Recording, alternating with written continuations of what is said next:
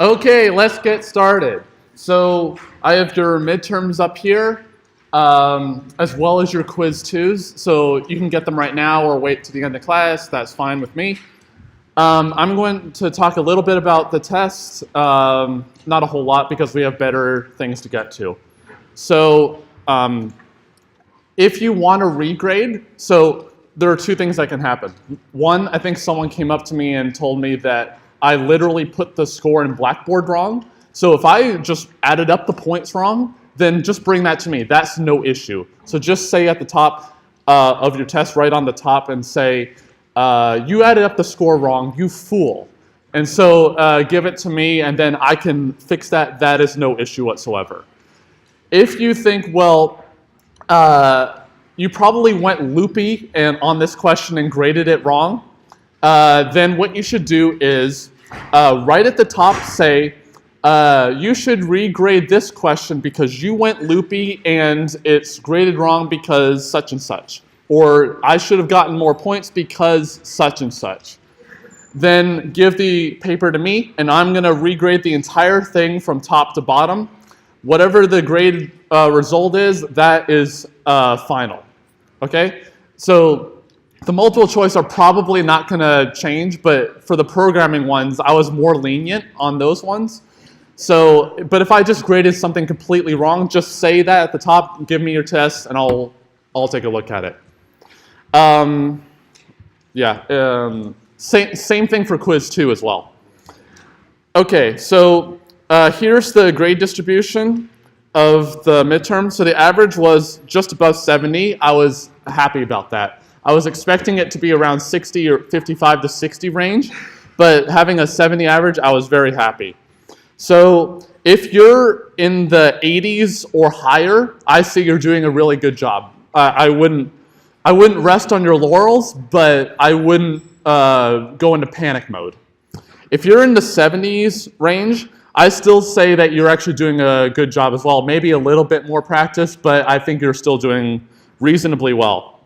If you're in the 60 range, then you need some more help, but I wouldn't go into full panic mode, but maybe just have this be a wake-up call. So and remember, the final exam can replace this test if you did better on the final exam percentage-wise. So this grade, if you have a grade that you don't like, that can be replaced entirely. So without any issues whatsoever if you did better on the final. But if you're in the 50s or even lower than that, I really strongly encourage you to come to my office hours if you can, go to the TA's office hours if you can. If you're not attending lab sessions, what do you think my suggestion is? Attend lab sessions. If you're not doing the homeworks, as quite a few people are not, what should you do? Do the homework assignments, okay? More importantly, even if you're one of the 97 people, look at what you got wrong. So no one got all of the multiple choice. Only these two missed one of the questions. So everyone missed something. So take a look at what you've missed and understand why you missed it. Remember, these points can be replaced by the final exam. So just try to understand what things you're missing and then try to look back at the lecture videos if you can. So just try to understand where you missed points. That's all I'm saying. Okay, any questions about the test or the solutions? Because solutions are posted as well. The test, the solutions are pretty straightforward, so I don't think there are any necessary questions unless there are any.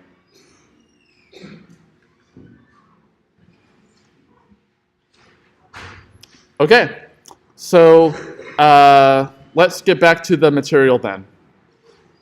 So before the test, we were wrapping some things up with if and else statements, this conditional type of execution where I execute some code only if some condition evaluates to true. And one of the issues we saw with this was if we want, let's say we're getting some input from the user. Well, the user could potentially enter multiple different options that we want. Maybe they want option A, option B, option C, option D, or option E. So what we would have to do in that case is, well, first we need to figure out, did they enter a correct input, right? If they didn't enter a correct input, then what do we do in that case? But even if they did, how would we even check whether their input actually is one of those options? Well, we just have to say, if the input equals that first option, whatever it is, or equals this other option, or equals this other option. And so you could do that, but it's just much more complicated than it seems like it should be. So that's where switch comes in. So the switch statement, so switch is a keyword in C++, and all it is for, the only reason you should ever use switch is to make your life easier handling different types of inputs. Okay, so instead of having this giant if-else chain or having a condition be super long in an if statement, switch will make your life easy. So what this is you have switch right here, and this int expression can either be an integer or it could be a character, either an input or not. So here what you could say is, I'm going to get a single character from the user, and I'm going to switch on that character. So the variable name goes there where int expression is. And then the case here is basically just testing, is the thing in this parentheses equal to x1? Okay? Then if x1 is true, then we execute statement set 1. If x2 is true, then we execute statement set 2, etc. If it equals xn, then we execute statement set n. But in all other cases, if it didn't match any of the cases, then we fall into what is called the default case. So you can think of default as the trailing else in an if-else chain. Remember, the last else, where we don't make any other condition, is just a catch-all case. Here, it's called default. Okay, so then maybe in that case we can say, you entered an invalid input, for example. But it's not that simple. So here are just some requirements on this. Must be an integer or a character value. That may have changed recently, I'm not sure, but if you stick with integer and char, you're okay. Yeah, so x1 through xn has to have the same type as int expression. So in order for me to actually do the comparison. So they could be like a single number or a single character, as you might expect. Default, you don't have to have a default case, but of course it's recommended if it doesn't fall into one of the cases before. Let's see. Yeah, so int expression is evaluated, although we don't have to worry about that yet. Then, yeah, it compares x1 through xn. If it matches, the program branches. So this is where the interesting bit of switch comes in, is this number 3. Oops. So int expression, if it matches one of the cases, it'll continue from there all the way down through the rest of the switch statement. So if we go back, if we match x2, for example, then we of course execute statement set 2, but we execute all of the other statements as well. Okay? So if we execute statement set 2, then we execute statement set 3, 4, 5, etc., up through n and n plus 1. Okay? So why would you want such a thing? Well, you may want to have some code be executed if it is x2 or x3 or x4, and you don't want to have to copy and paste it every single time. So that's something that you may want to do. But yeah, so if no matching value is found, then it goes to default. But the way you get around this issue you may think of as an issue, of where it just continues through the rest of the switch statement, you may want to think, well, I want to execute this one statement set and no others whatsoever. So in that case, you want what is called a break statement. So here, a break just says break out of whatever structure we are in currently. So if you have a break within a switch statement, that says if you encounter this break statement, you exit the switch statement immediately, and you don't execute anything else. So I know that this may be politically incorrect, but it's not my slides, okay? So if you think that these are the only two genders, you need to get out more. So here, but let's just assume that we're building some type of application that involves something like this.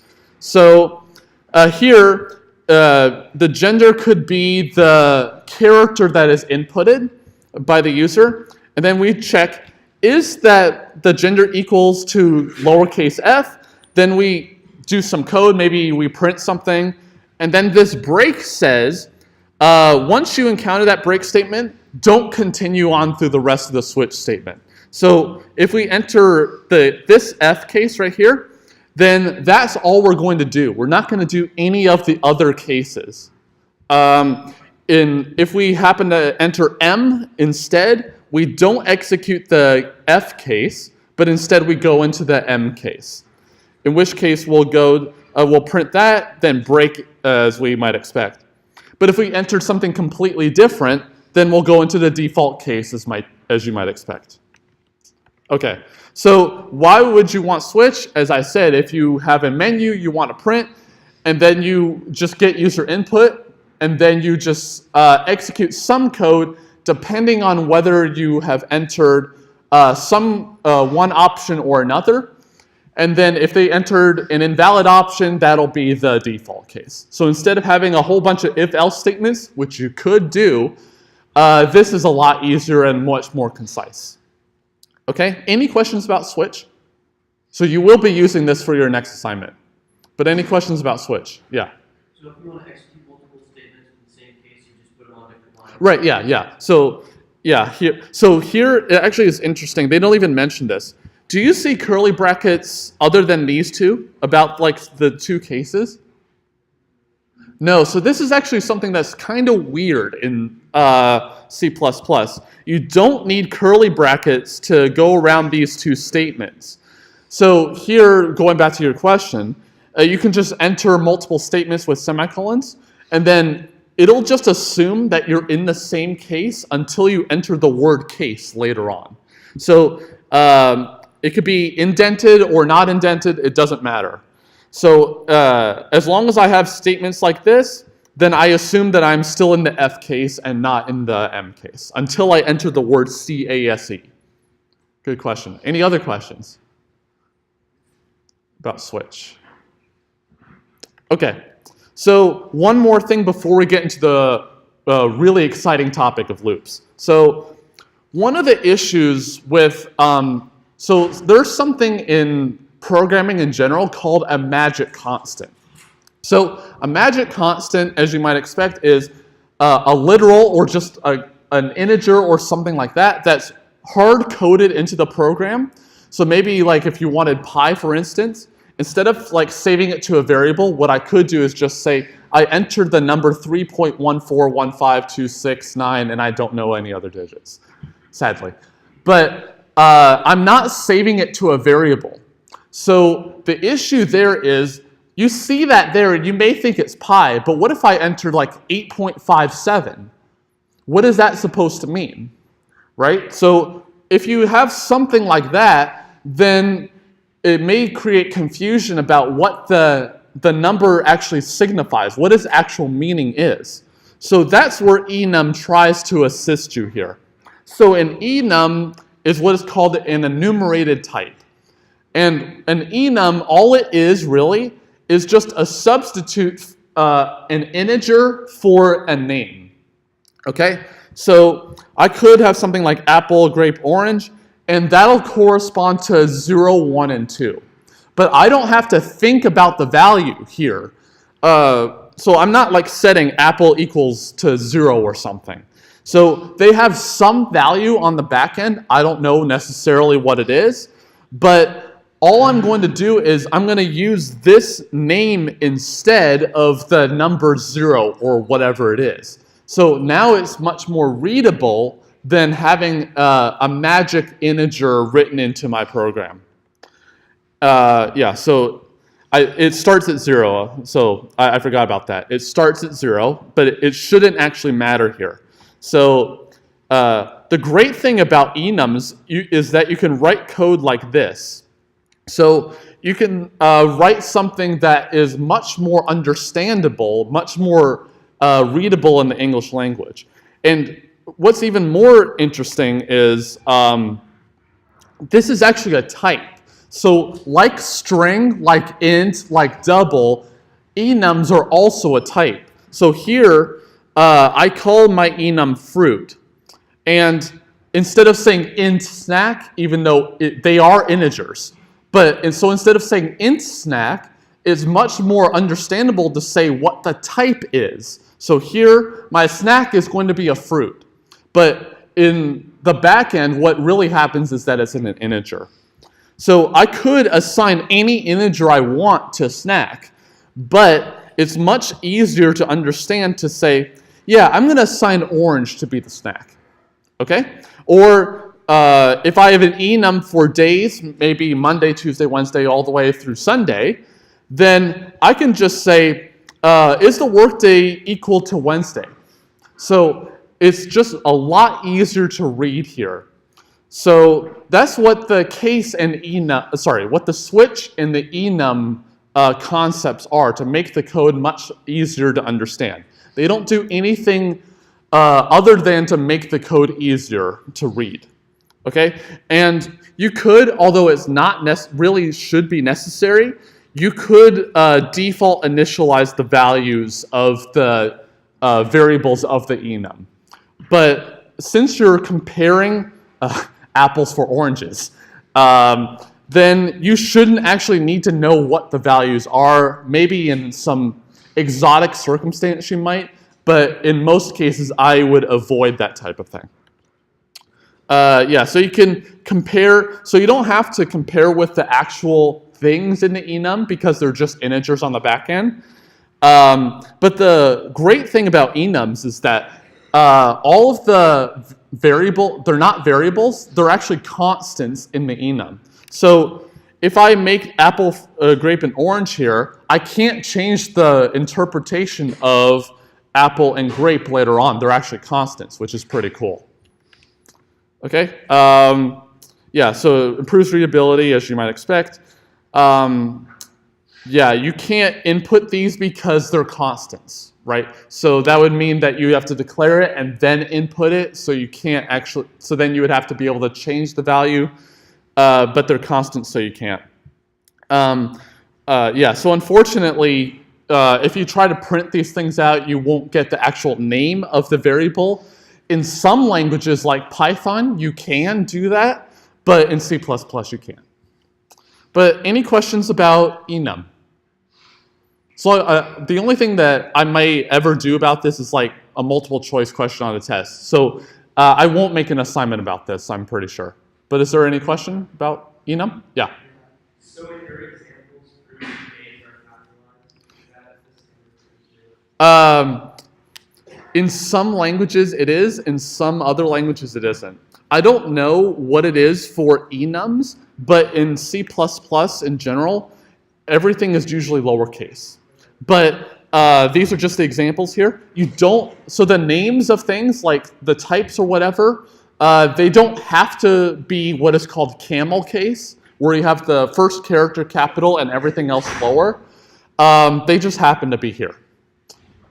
But it doesn't affect correctness, is what I'm saying. Any other questions about enum? Cool, let's get into the really awesome stuff. So the stuff where it actually makes some difference in how we actually code things. So I said that switch and enum only change how well you can understand your program, but they don't actually do anything new. So what loops do here is it actually does something that we couldn't do before. So remember the question on midterm 1 where I asked you to input these 3 numbers, and I want you to figure out like what the minimum is, what the maximum is, and what the middle was. Print them in an ascending order. So you could do that just by iterating the code over and over. But what if I told you that I'm not going to tell you how many integers I'm going to give you in advance? I'm just going to spit off some integers to you, and at some point I'm going to tell you, okay, now I'm done telling you the integers. So you can't do that with just if and else statements, because now you need to change the if statements depending on how many integers I give you. But I'm not telling you how many I'm going to give you. So what loops do is be able to handle that.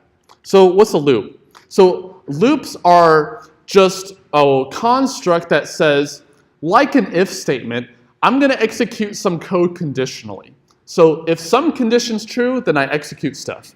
But the difference between an if statement and this is I'm going to keep executing the same block of code over and over and over until the condition's false. Okay? So it's just a generalization of an if statement. An if statement says, I execute this thing once if the condition's true. In this case, a while loop is to say, I'm going to execute this code while the condition is true. And whenever it's false, and I'm checking that it's false, then I stop immediately the loop. So the format is identical to an if statement, but instead of if, I have a while. So I have a condition in parentheses, just like before, and then statements within curly brackets, as you might expect. So how does a while loop work? So the only difference here between the if statement and a while loop is where this arrow right here goes. So it's exactly the same, except this arrow comes back to check the condition again once you're done with the statements, instead of just continuing on down like what the if statement was for. Okay, so let's do an example. So I want to do this example. So let's say that we want to read some text input until we see Aurora Borealis. Okay? Professor Skinner might like this one. So what concepts do we actually need here? Well, let's see. How do I get textual input? The CN, obviously. But what types of things are we expecting from the user? A string. So I need to be able to declare a string right at the beginning to say the input. So I'm going to make a variable called input to be my string. Okay, well, let's say we're not going to output a prompt. Let's just ignore the prompt part. Well, what if I just did this? What issue might happen in this example? Yeah. White space. Right, the space character, right? Because if I just did cin here, remember the cin goes up until we see a space character. But the text I want here includes the space. So if they enter that, then I'm not going to get that, get exactly what I want. So was there a concept that allowed us to get past this restriction? Yeah, what was it called? Starts with get and ends with line. Get line. Get line. Oh, good job on remembering. All right. So here, remember this function called getLine. So of course, there are multiple what is called an overload. But here, getLine takes 2 parameters. What are the 2 parameters? The getLine from where, in this case, cin, but it could be something else.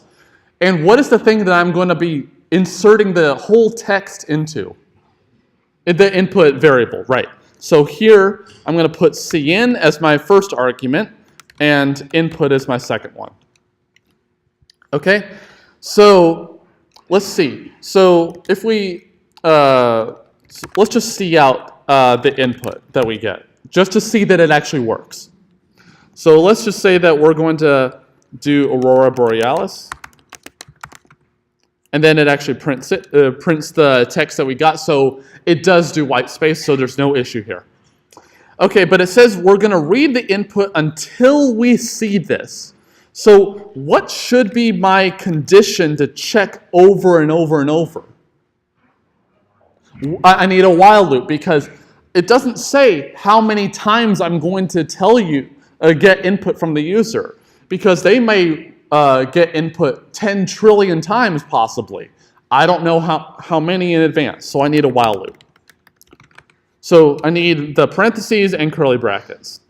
But what should be my condition that I check over and over and over?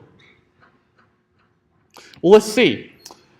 What should be my condition to ask the user again for input? Yeah. Right, if input is not the string that we want. As long as we're not seeing the string we want, let's keep going through the loop. Remember, we keep executing the loop as long as the condition is true, not false. Okay? So while input is not equal to the thing that we want. Hopefully this works. Yeah, super. Okay, well, what if we did this? So let's just leave it like this. And let's say that I intentionally enter something wrong, like this. So what do you think is going to happen? Well, let's run. What is the computer doing right now? Right. So it's running through the while loop over and over and over again. But is input ever changing? No. So what is in fact actually happening here? So since while the input's never changing, the input I gave, is it not equal to this? Yeah, it's not equal to it. So what does the while loop's condition always evaluate to? True. Is it ever false? No. So in fact, how many times am I going through the loop? Infinitely many times. I'll never stop, I guess, until the heat death of the universe. But barring that, this loop is actually an infinite loop because I'm not changing the input here. Okay? So if the input really isn't the string that I want, what should I do again? Exactly. So I'm going to put getLine again in here. So, yeah. So here, I'm going to re-get the input. So it's going to be waiting for me to enter the input again. And then, since that's the last thing in the while loop, once I get that line, it's going to go back up to the top and check the condition again. Then it just rechecks, goes back in, checks again. And if it ever equals this, so if my input really is this string, what will happen? What does the condition evaluate to now? If it really is to it. It's false now. So am I going to go through the loop again? No. So then I exit the loop. Good. So let's try this now. So let's enter the wrong string again. So here, it looks like it's doing exactly the same thing, but I assure you, it's not actually doing the loop over and over again. But what's going to happen if I enter this? It's going to stop. Okay? So this is a great way to have input validation. So as long as the input that I get is not what I want it to be, or it's not in the range that I want, I'm just going to keep asking the user over and over again to keep giving me values until they give me one that I want. So then after the while loop down here, I can be assured that I have a valid input. Yeah?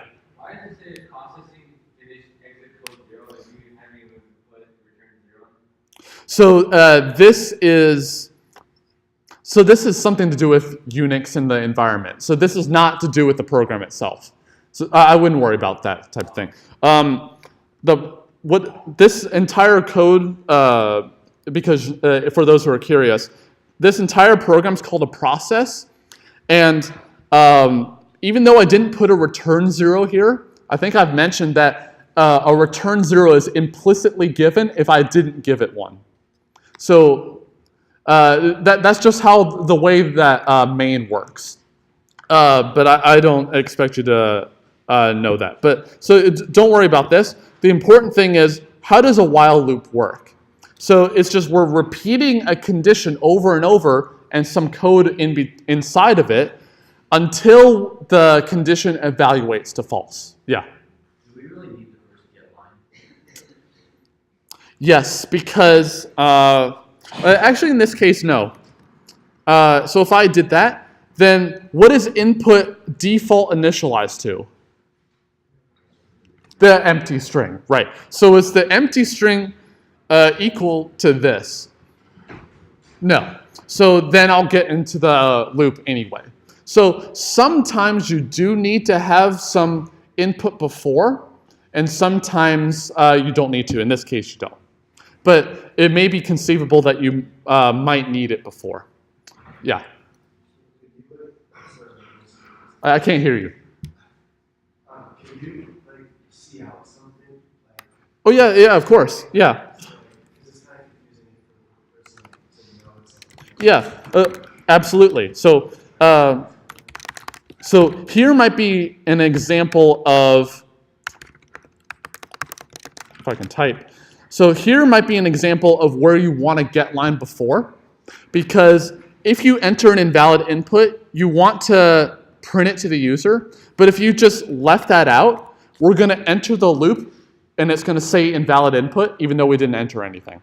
So it's not wrong, but it's just that it may be better for the user if we didn't say invalid input before they entered anything. So here might be an example. So let's try this.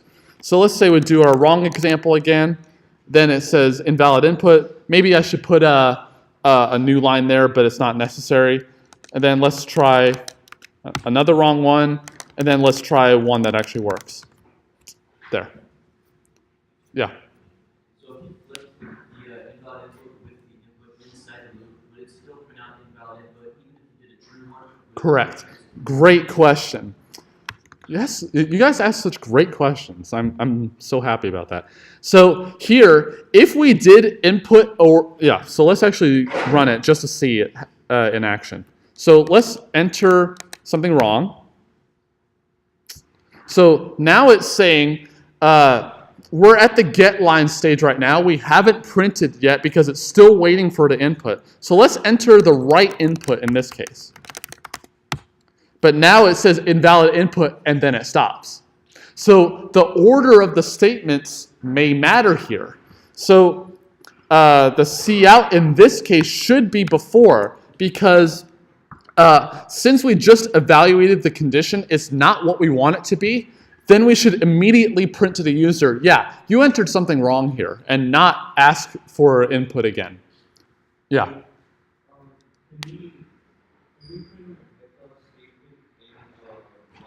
Of course. We can have if-else within while loops. We could have whiles within whiles. We could have an if statement with a while in it. So we can go as deep as we want to. Right. Also, can you not get line in the loop and see out something?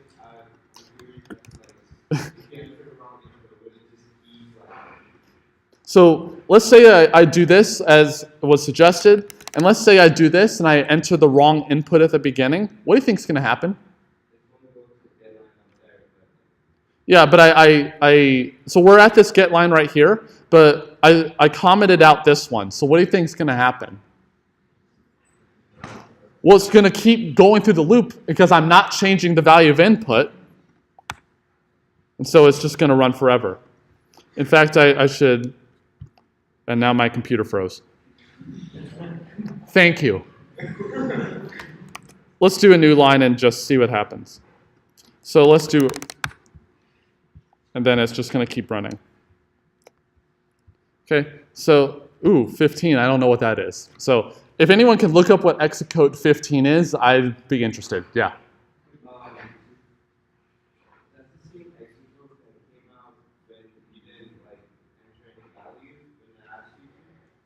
So is it like an exit code that basically says like if the number of characters that are like there in your, I don't know what's that called. What part? This part? Like, yeah, if it takes like too much time or if it has too many inputs and blank down, then the exit code will not be. I think this might have to do with something that's a little complicated for where we are right now, but it's something to do with because we printed so many things. It's something to do with that. Yeah.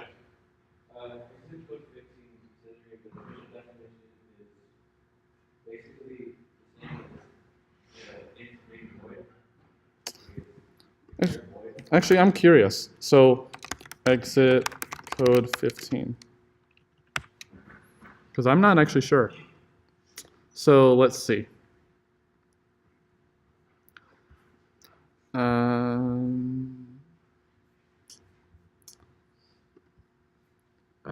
It doesn't actually say. I'm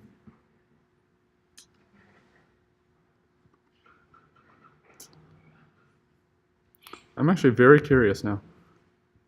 Okay, I think I know what happened. So I think exit code 15 is where you force the program to stop, and the program didn't stop on its own.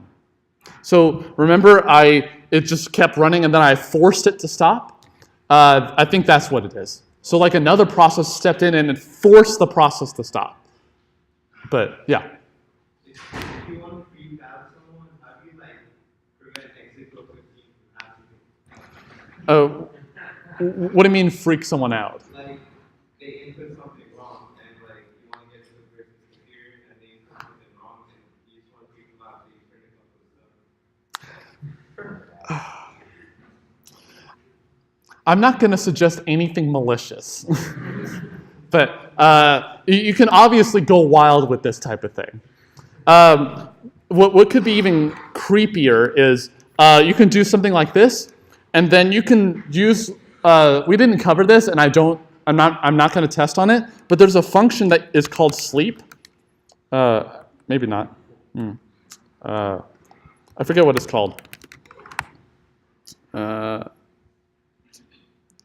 Okay.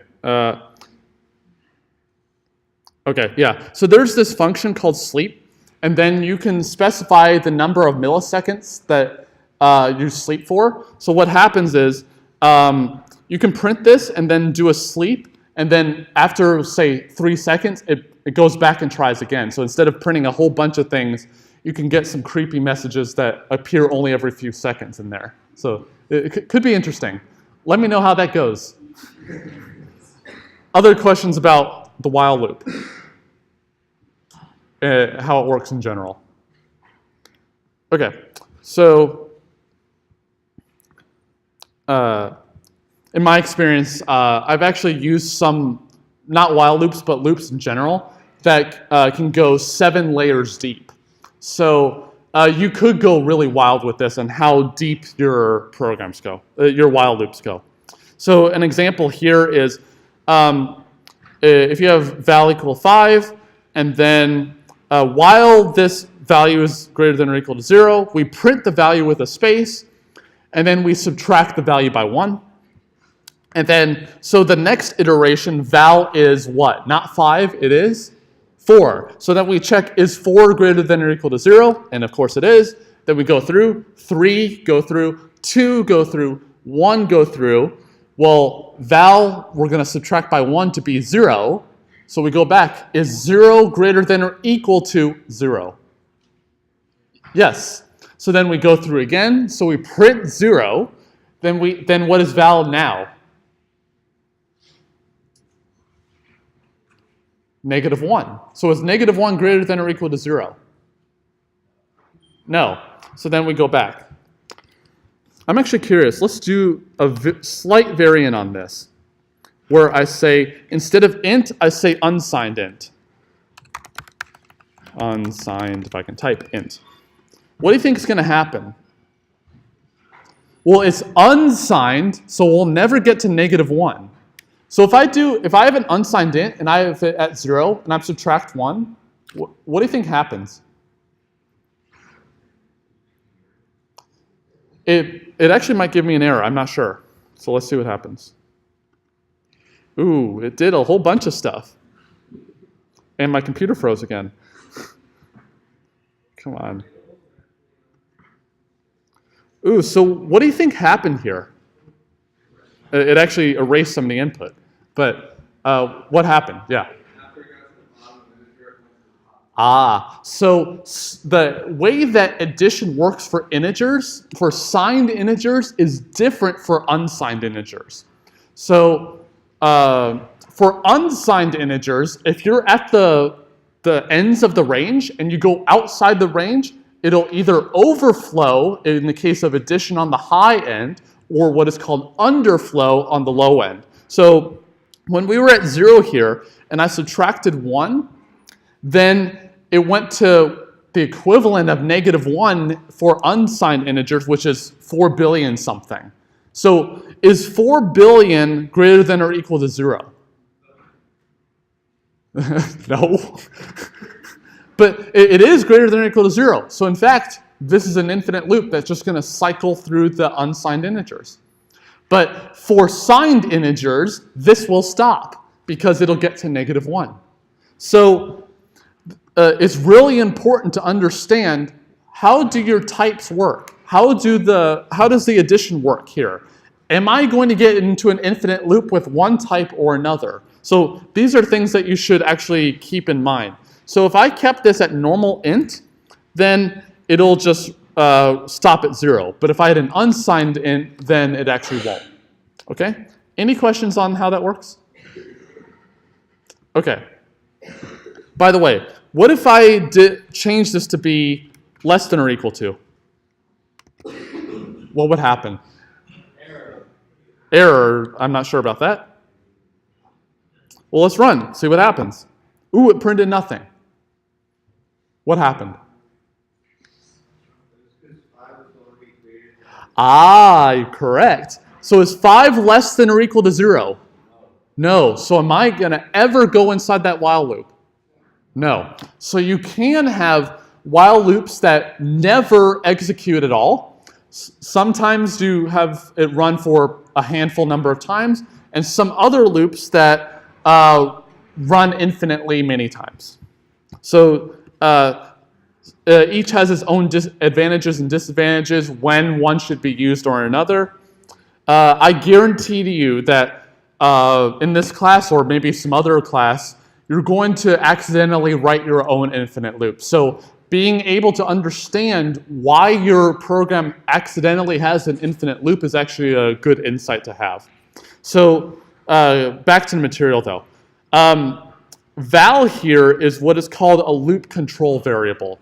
So of course you can have multiple control variables, but here it seems like val is the one that's dictating whether or not the loop will actually run or not. So because it's the only thing that really will change in this condition about whether the while loop will run. Yeah. I can't hear you. What's the difference between val and any other variable? Like, wouldn't you get the same output if you used any other variable? Yeah, of course. So if the word val here is not special in any way. It's just the name of a variable. Yeah. So I can call this Arizona Cardinals if I wanted to, or anything, right? So it's just the name of a variable. But the important thing here is that it's controlling whether or not the loop will actually run or not. So that's why it's called a loop control variable. Yeah. So if the condition's eventually false, the loop exits. Otherwise, you could have an infinite loop. So here is very similar to what we had. If we set a variable to be 5, and we just print inside the loop and don't change the variable, then this loop will run infinitely. Okay. One really cool thing that I use a lot is, remember the break statement? So what does the break statement do? We covered it earlier today. It exits the switch statement when we're in some case, and we exit the switch statement. Break works here too. So if, for example, we went back to this unsigned thing, and we remember it runs forever, and I inserted a break here, what do you think will happen? Yeah. It'll only run through once. So let's see. Oh, I have to change it back to the one it was before. Yeah, it'll only run through once. So one really cool thing about this is if you're processing a lot of data, for example, so let's say we're looking for Aurora Borealis in a text file. So you could say, well, I'm just going to keep looping through this file until I find this string. Well, once you found it, do you need to run through anything else? So like if I find Aurora Borealis in the text file, do I need to run through the rest of the file? No. So a break statement here is to say, well, we can have this while loop while there's some more text in the file. If the text you find is this, then immediately break. So then you can exit out of the while loop immediately. So break is actually really useful in this setting as well. So it allows you, maybe you happen to get some condition that's not this condition right here, but maybe you just want to break out of it in that case. Then the break is actually very useful. So another benefit of this is I actually work with nested loops. So if I have a while loop here, I have a while loop nested within it. Then what I could do is I have a break within the inner while loop. And then that'll exit the inner while loop. And then I'll continue on to the other while loop from then on. So I would definitely encourage you to understand how break works and use them with your loops if it is actually necessary for those.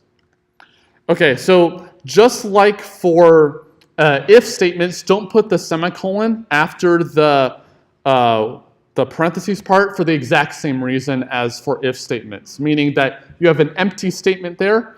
So for example, if I put a semicolon right here after num entries less than or equal to 3, what will happen? Well, is num entries less than or equal to 3?